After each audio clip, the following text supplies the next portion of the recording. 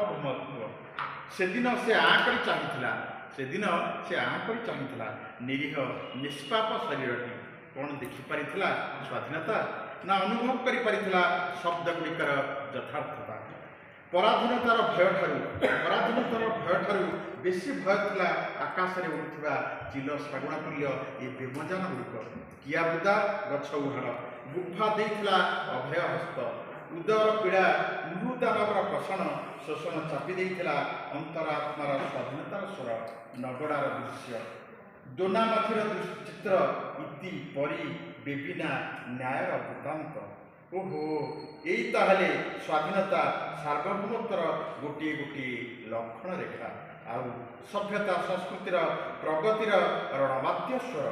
ଏଇ ବି ବଞ୍ଚିଛି ସେହି କ୍ରୂର, ଏବେ ବି ବଞ୍ଚିଛି ସେହି କ୍ରୂର ବେଠି ବେଗାରୀ ମାଗଣ ରସଦ ଭେଟି ରାଜା ପ୍ରଜା କାଳଚକ୍ର ବିଘ୍ନର ଚକ୍ରାନ୍ତ।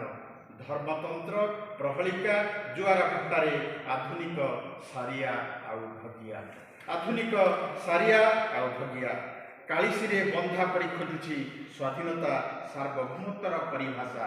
ସାଧାରଣତନ୍ତ୍ର ଏହି ଜନରାଜ୍ୟ ଦିବସରେ, ସ୍ୱାଧୀନତାର ଏହି ଜନରାଜ୍ୟ ଦିବସରେ ଧନ୍ୟବାଦ।